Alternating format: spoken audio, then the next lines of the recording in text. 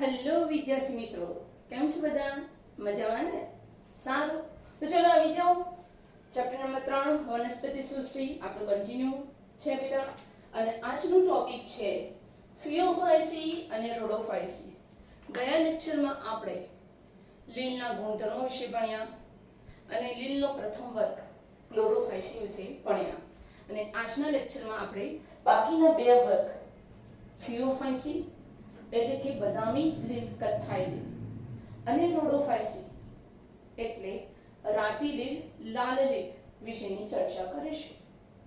આ બધા એકદમ ઇમ્પોર્ટન્ટ ટોપિક છે, બરાબર છે? બોર્ડમાંથી પણ અને નીટમાં પણ એના એમસીક્યુ પૂછાય જ છે. ઓકે, તો ચલો આવી જાઓ.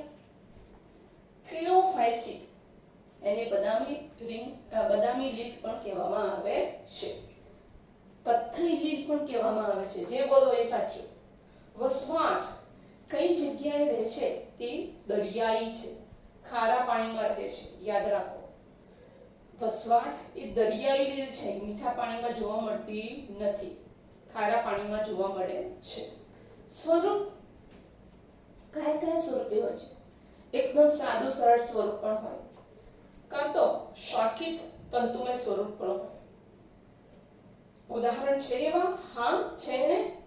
ઉદાહરણ બહુ જ ઇમ્પોર્ટન્ટ છે, બરાબર છે? કે ભઈ એક્ટોકાર્પસ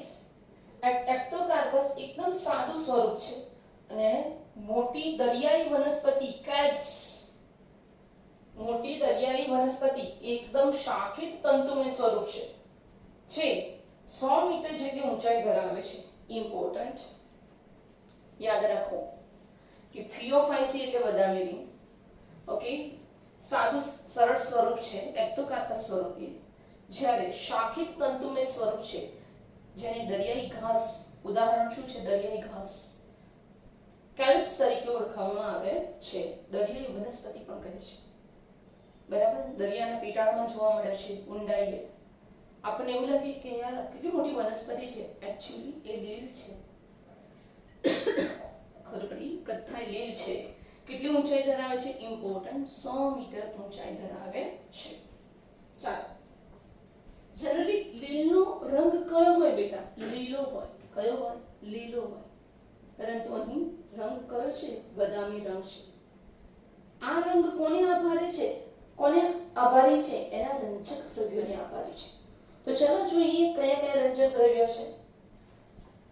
તો ફિયોફાયસીમાં ક્લોરોફિલ A, ક્લોરોફિલ C. ક્લોરોફાયસીમાં A B છે, યાદ રાખવાનું. Chlorophyll A, chlorophyll B. ફિયોફાયસીમાં AC છે, હા, ક્લોરોફિલ A, ક્લોરોફિલ C. અને રોડોફાયસીમાં શું આવશે?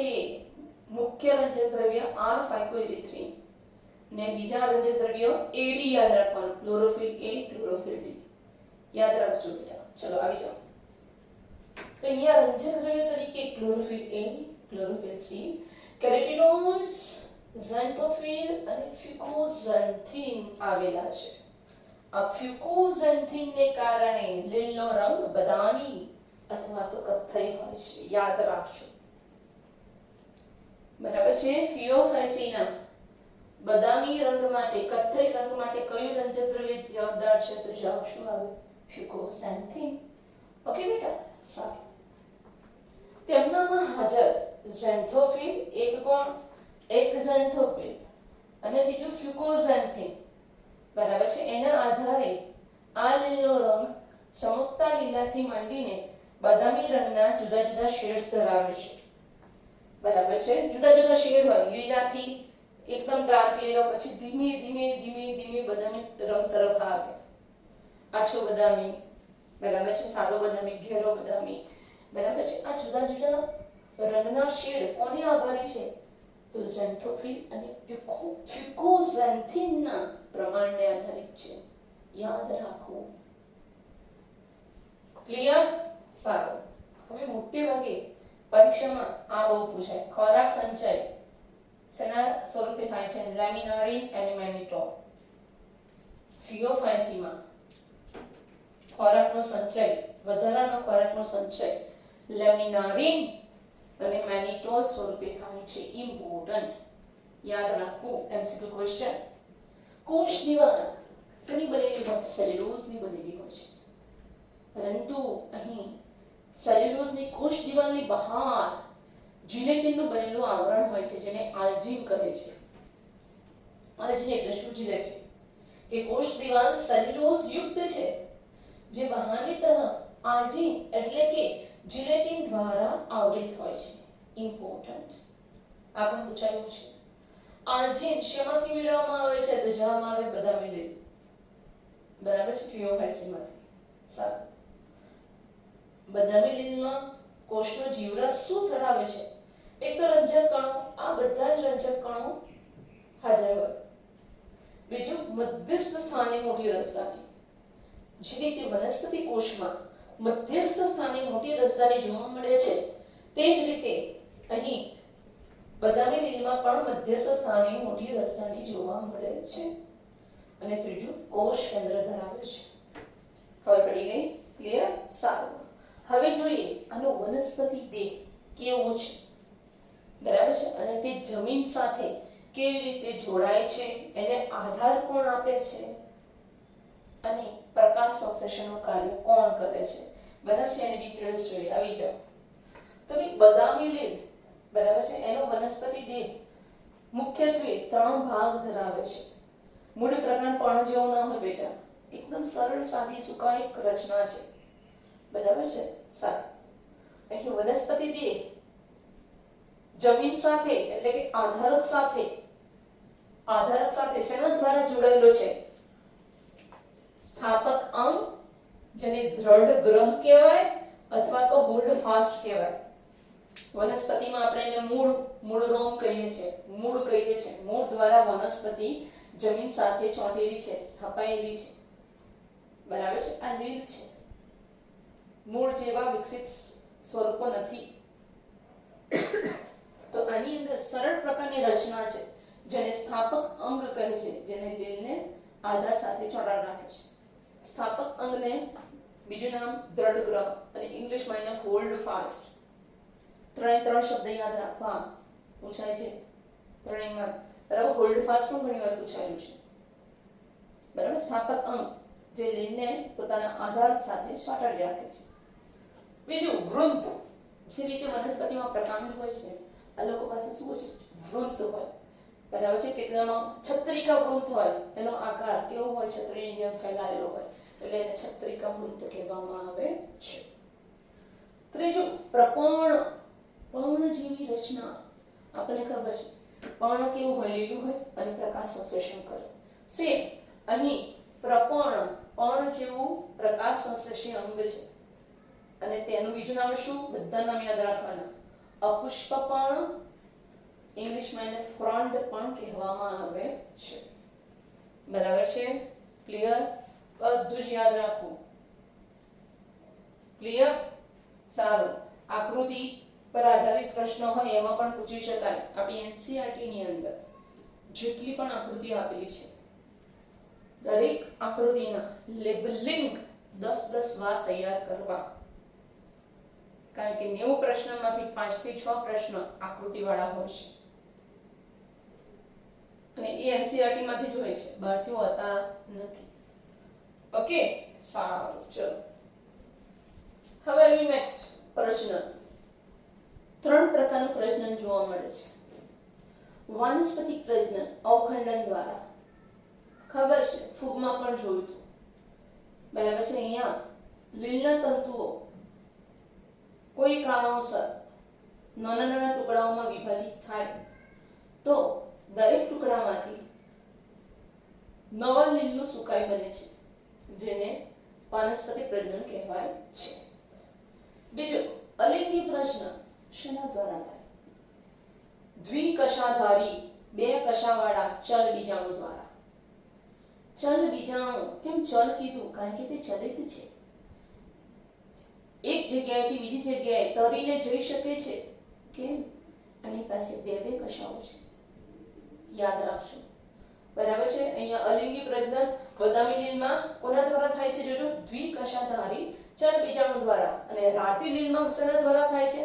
અચલિત બીજાણુઓ દ્વારા. કમ્પેરિઝન થી યાદ રાખજો. રાતી લીલમાં કોઈ બીજાણુ કે કોઈ જન્યુઓ પાસે કશા નથી, યાદ રાખજો. એટલે આ બધા અચલિત છે, જન્યુઓ પણ બીજાણુઓ પણ. બીજાણુઓ હંમેશા અલિંગી પ્રજનનમાં આવે બેટા, અને જન્યુઓ હંમેશા લિંગી પ્રજનનમાં આવે. સમજો બેટા. ઓકે, અલિંગી પ્રજનન દ્વિકશાધારી બીજાણુઓ દ્વારા થાય છે, અને આ બીજાણુઓ કયા આકારના હોય છે? નાસપતિ આકારના. બહુ ઓછું કહીએ છે, પેર ઇંગ્લિશમાં કહેવાય, એને નાસપતિ આકારના હોય છે. અને તે આ બેઠું વાક્ય નીટમાં આવે છે. નીચે પૈકી શું સાચું છે, કયા વાક્ય ખોટા છે એમાં? તો એ નાસપતિ આકારના છે. નાસપતિ આવો હોય, તમને ખબર? યસ, નાસપતિ આકારના છે. અને બે અસમાન પાર્શ્વીય, જો અનાસપતિ આકાર કહેવાય. અને બે અસમાન પાર્શ્વીય કશા ધરાવે છે? એક લાંબી અને એક ટૂંકી. અસમાન પાર્શ્વીય રીતે જોડાયેલી કશા ધરાવે છે. ખબર પડી ગઈ? ઓકે, સારું. ચલો, લિંગી પ્રજનન ત્રણ પ્રકારનું જોવા મળે છે: સમજન્યુક, વિષમજન્યુક અને અંડજન્યુક. બરાબર છે? અહીં જન્યુઓનું જોડાણ કાં તો પાણીમાં થશે, કાં તો અંડદાનીમાં થાય છે.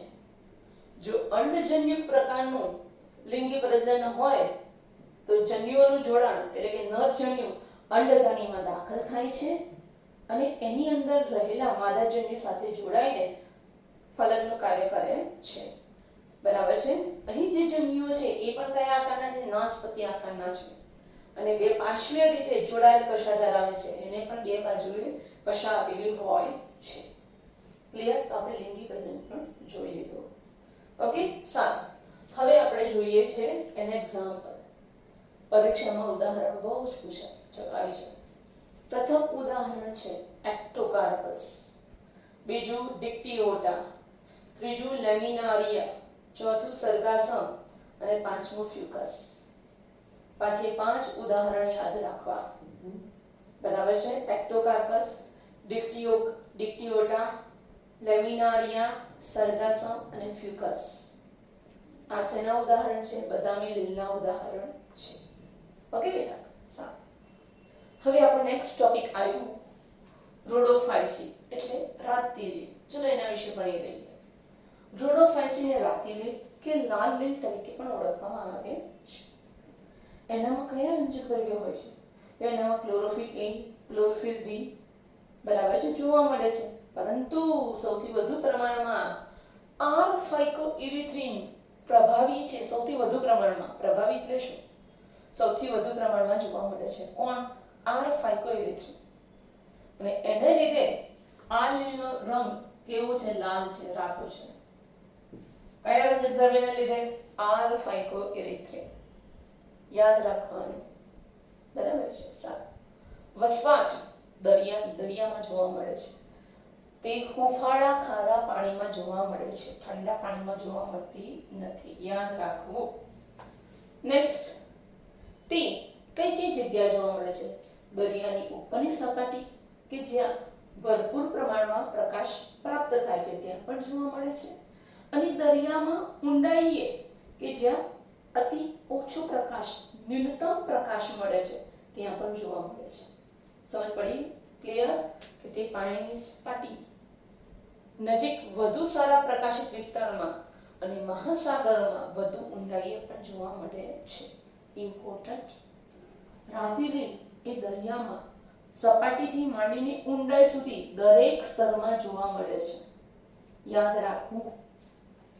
સુકાય કેવું છે? બહુકોષીય, એકકોષીય નથી. ઘણા બધા કોષોનું બનેલું છે. જ્યારે અહીં ખોરાક સંગ્રહ, આ 2020 નીટનો પ્રશ્ન આવ્યો હોય, હમણાં જ પૂછ્યો હતો 5 દિવસ પહેલા, 4 દિવસ પહેલા રવિવારે. ઓકે, એની ખોરાક સંગ્રહ, રાતતી લીલમાં ખોરાક સંગ્રહ શેના સ્વરૂપે થાય છે? ક્લોરિડિયન સ્ટાર્ચ સ્વરૂપે થાય છે. બરાબર? સ્ટાર્ચ શું છે? જટિલ પોલિસેકેરાઇડ. બરાબર છે? ફ્લોરિડિયન સ્ટાર્ચ સ્વરૂપે થાય છે અને તેનું બંધારણ કોને મળતું આવે છે? એમાઇલોપેક્ટિન અને ગ્લાયકોજનને મળતું આવે છે. આ બેક્ટરી લાઈન પૂછવામાં આવી હતી નીટમાં. બેક્ટરી લાઈન હતી બેટા, બરાબર છે કે રાતી લીલમાં જોવા મળતું ફ્લોરિડિયન સ્ટાર્ચ કોના જેવું બંધારણ ધરાવે છે? તો જવાબમાં શું આવે? એમાઇલોપેક્ટિન અને ગ્લાયકોજનની જેવું બંધારણ ધરાવે છે, સામ્યતા ધરાવે છે. આ ત્રણનું બંધારણ સામ્યતા ધરાવે છે. ક્લિયર? એમાઇલોપેક્ટિન અને ગ્લાયકોજન એ ગ્લુકોઝની શાખિત શૃંખલાઓનું બનેલું છે. અસંખ્ય ગ્લુકોઝના અણુઓ શાખીય રીતે જોડાય પરસ્પર ત્યારે એમાઇલોપેક્ટિન બને, ત્યારે ગ્લાયકોજન બને. અને એના જેવી જ રચના કોની? ફ્લોરિડિયન સ્ટાર્ચની. બરાબર છે? ઓકે, સારું. જોઈએ હવે પ્રજનન. ત્રણેય પ્રકારે પ્રજનન થાય છે. વાનસ્પતિક પ્રજનન અવખંડન દ્વારા, અલિંગી પ્રજનન અચલિત બીજાણુ દ્વારા. યાદ રાખવું, અહીં બીજાણુ બેટા કેવા છે? અચલિત.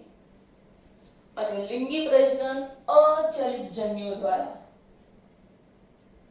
અને આ લિંગી પ્રજનન મોટે ભાગે અંડજન્યુક પ્રકારનું હોય છે. અંડજન્યુક એટલે શું? જો આ માદાજન્યુ, બરાબર, અચલિત હોય અને એનું ફલન આ નરજન્યુ દ્વારા થયું. આ નરજન્યુ પણ કેવો છે? અચલિત. બરાબર છે? બંને વચ્ચે ફલનની ક્રિયા થઈ તો આ પ્રકારના લિંગી પ્રજનનને અંડજન્યુક કહેવામાં આવે છે. બરાબર છે? ફલન થાય એટલે માદાજન્યુ નરજન્યુ જોડાય એટલે યુગ્મનજ બને. શું બને બેટા? યુગ્મનજ.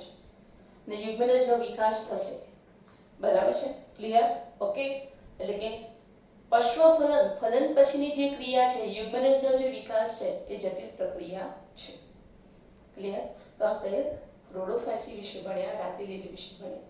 હવે એના એક્ઝામ્પલ જોઈ લઈએ. બરાબર છે? પોકો ગ્રેજે, પોકો મતલબ પોલીસાયફોનિયા પોર્ફાયરા, ગ્રેસિલારિયા જેલિડિયમ. ચાલો એક્ઝામ્પલ છે. બરાબર છે? પોર્ફાયરા પોલીસાયફોનિયા, ગ્રેસિલારિયા જેલિડિયમ. આ ચાર ઉદાહરણ કોના છે? રાતી લીલના છે. બરાબર છે? આ બંને ટોપિક એકદમ ઇમ્પોર્ટન્ટ છે. ક્લિયર?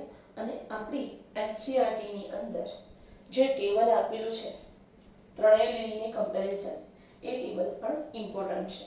એ પણ આપણે જોઈ લઈએ. ઓકે દીકરા?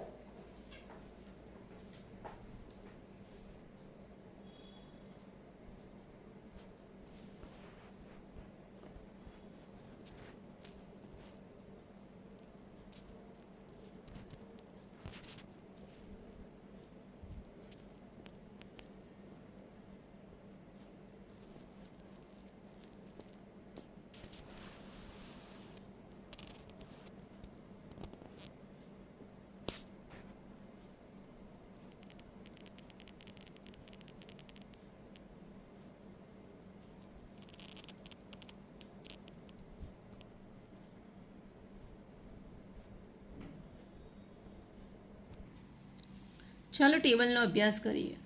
ક્લોરોફાયસી. ક્લોરોફાયસી લીલનું સામાન્ય નામ શું છે? લીલી લીલ, જેમાં મુખ્ય રંજક દ્રવ્ય ક્લોરોફિલ એ અને ક્લોરોફિલ બી આવેલા છે. ખોરાક સંગ્રહ મુખ્યત્વે સ્ટાર્ચ સ્વરૂપે થાય છે. તેની કોષ દિવાલ શેની બનેલી છે બેટા? સેલ્યુલોઝની. બરાબર છે? અહીંયા જન્યુઓમાં કશાની સંખ્યા કેટલી હોય છે? 2 થી 8. જન્યુઓ કેવા છે? ચલિત છે. બરાબર છે? દેખાવમાં સમાન છે તો મતલબ સમજન્યુઓ છે.